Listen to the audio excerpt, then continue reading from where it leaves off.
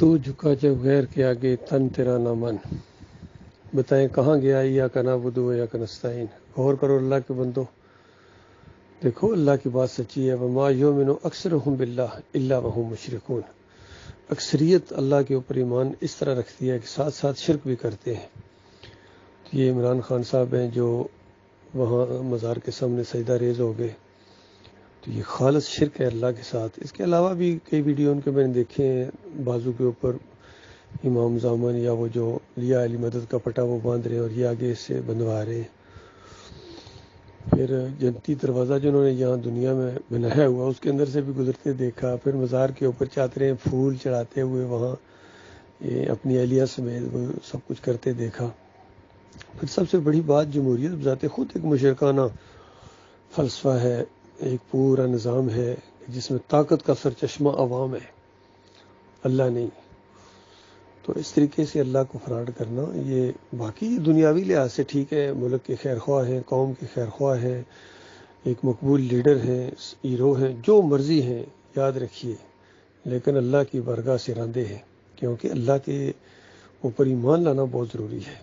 باقی جو مرضی پیچھے قوم کہتی رہے، بابائے قوم، قائد ملت، قائد اعظم کے القاب دیں، آپ کے نام کے بڑے بڑے شاہراہوں کے اوپر نام رکھے جائیں، بڑی بڑی عمارتوں کے اوپر آپ کے کتبے لگائے جائیں، پوری دنیا تالیاں پیٹے، نعرے لگائے، جلسے آپ کے سنبھالے نہ جائیں، اتنے بڑے بڑے جلسے آپ کے ہوں، لیکن اللہ کے ساتھ اگر آپ نے یہ کھیل کھیلا ہے، ایمان کے ساتھ یہ کھیل کھیلا ہے کہ اللہ کے بندوں کے سامنے بھی جا کے سجدہ ریز ہوتے ہیں، ان کے سجدے ثابت کرتے ہیں، سجدہ تعظیمی ثابت کرتے ہیں، واسطے وسیلے ثابت کرتے ہیں، اور آپ کی بڑے بڑے سٹیجوں کے اوپر نعرہ حیدری اور نعرہ رسالت یا رسول اللہ مدد کی پکاریں لگیں اور آپ چپ ہو رہے ہیں، یہ اصل میں الہ کا مسئلہ چھپانا ہوتا ہے، یہ دنیا داری ہے، اور دین کو جو ہے نا پیچھے کرنا اور اپنی دنیا کو آگے کرنا ہے۔ یہ بہت بڑی جہالت ہے، بہت بڑی بدقسمتی ہے۔ حالانکہ بڑے باصلاحیت لوگ ہیں، جان لگا رہے ہیں، پسینے سے ان کی پورے جسم کے کپڑے گیلے ہو جاتے ہیں، اتنی محنتیں کر رہے ہیں، لیکن یہ محنتیں خالص اسلام آباد کے لیے ہیں۔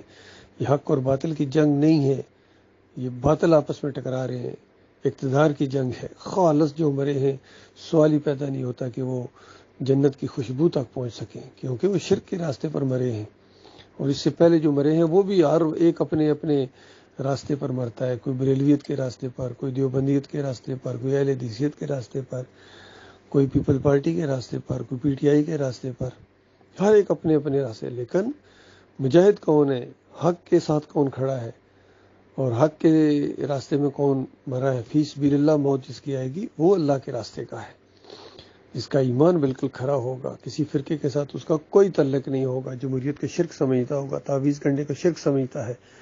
اگر ایسا کوئی جوان اپنے ملک کو بچاتے ہوئے مارا جائے تو پھر حدیث کے مطابق وہ من قتل دون مالہ وہو شہید، من قتل دون نفسہ وہو شہید، اس زمرے میں آ جائے گا۔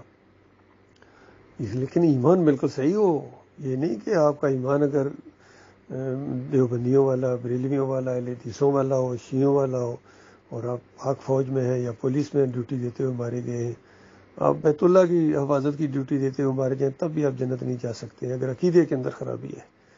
ابو جہل کا سب سے بڑا مسئلہ تھا یہی، اور مشرکین جو مکہ تھے وہ بیت اللہ کی حفاظت کرنا چاہتے تھے، کہتے تھے ہم مکہ کو بچا رہے ہیں، اور نبی علیہ السلام اور ان کے ساتھی جو ہیں یہ ابراہیم علیہ السلام کے دین کے دشمن ہو گئے، صابی ہو گئے، بے دین ہو گئے، ان کے خلاف ہم لڑنے جا رہے ہیں۔ تو اللہ تعالیٰ نے کس طرح جواب دیے ان کے مشرکوں کے، تمہارا ابراہیم علیہ السلام سے اب کیا تعلق ہے، تم تو مشرک ہو، اور وہ موحد تھے، مجاہد تھے۔ اب ابراہیم علیہ السلام کے ساتھ اگر کسی کا تعلق ہے تو یہ ہمارے آخری نبی محمد صلی اللہ علیہ وسلم اور ان کے ساتھی ہیں۔ بالکل یہی معاملہ آج ہے کہ سارے دعویٰ کرتے ہیں کہ ہم نبی علیہ السلام کی امتی ہیں، کہتے ہیں ہم نبی علیہ السلام کی امت ہیں۔ یہ امت ہے جنہیں دیکھ کے شرمائے یہود، قبروں کے سامنے سجدے کرنے والے، رکوع کرنے والے، پیروں کی پنڈلیاں دبانے والے، واسطے وسیلے والے، عرس اور میلے والے، اور سجدہ تعظیمی والے، یہ امتی ہیں نبی علیہ السلام کی، یہ سکھا کے گئے تھے نبی علیہ السلام۔ آج دین کا حلیہ بگاڑ دیا، اس کے اندر شرک داخل کر دیا۔ اکثریت ان مسلمانوں کی اللہ کی اس آیت کے زد میں ہے، وما یؤمن اکثرهم باللہ الا وهم مشرکون۔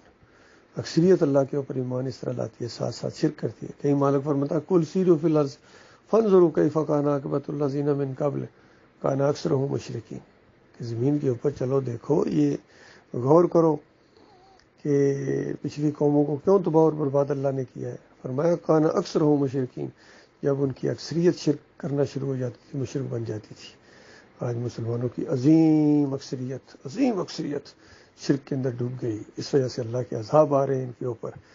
یہودی مارتا ہے، عیسائی مارتا ہے، ہندو مذاق اڑاتا ہے ان کی، ڈرتے ہیں اس سے بھی، جنگ نہیں کر سکتے، ان کی مہر بانی چیخ رہی ہیں کہ آؤ ہمیں آزاد کرو، نہیں جا سکتے۔ کیوں؟ شرک ہے ان کے اندر، ان کے دماغوں میں شرک ہے، ان کے قائدین شرک کرتے ہیں، چاہے سیاسی قائدین ہوں، عسکری قائدین ہوں، جو بھی ہیں شرک کے اندر ڈوب گئے، اس لیے نہ مرد بن گئے ہیں، ان کے اندر وہ جرت ہی نہیں ہے، مومنانہ جرت ہی نہیں ہے۔ تو جب تک ایمان بحال نہیں ہوگا کوئی جنت نہیں جا سکتا ہے۔ جنت خالص مخلص مومنوں کے لیے اللہ تعالیٰ نے بنائی ہے۔ باقی اللہ کو فراڈ مت کرو، مسلمانوں کو فراڈ مت کرو کہ تم نے کلمہ جو پڑھ لیا ہے، بس کلمہ جو پڑھ لیا ہے، کلمہ پڑھنے کے بعد جب تم شرک کرو گے تو کیسے جنت میں جاؤ گے؟ نبی علیہ السلام کی حدیث ہے، یہ اہل کتاب ہیں، یہ کلمہ پڑھنے کے باوجود جنت نہیں جا سکتے جب تک ساتھ یہ نہ کہیں کہ عیسیٰ علیہ السلام اللہ کے بیٹے نہیں ہیں، اللہ کا کلمہ ہے، اللہ کے بندے اور رسول ہیں۔ جب یہ کہیں گے تب جنت میں جائیں گے۔ تو اصولی بات یہاں سے نکلی کہ کلمہ پڑھنے کے باوجود اگر آپ یا علی مدد کہتے ہیں، یا رسول مدد کہتے ہیں، واسطے وسیلے، رکوع اور سجدے اور پیری مریدی، جمہوریت کا مشرکانہ نظام، یہ سارا شرک اگر آپ کے اندر موجود ہے تو کلمہ آپ کو جنت میں نہیں لے جا سکے گا، مارے جاؤ گے اللہ کے بندوں۔ اس لیے یہ اللہ کا عذاب ہے، یہ آپس میں جو لڑ رہے ہیں، یہ جو پورے پاکستان کو انہوں نے جلا دیا، یہ عذاب آیا ہے اللہ کا۔ اور یہ عذاب اس لیے آتے ہیں لعلہم یرجعون، تاکہ تم اللہ کی طرف پلٹو، ایمان کی طرف پلٹو۔ کوئی ایمان کی طرف پلٹنے کے لیے تیار نہیں ہے۔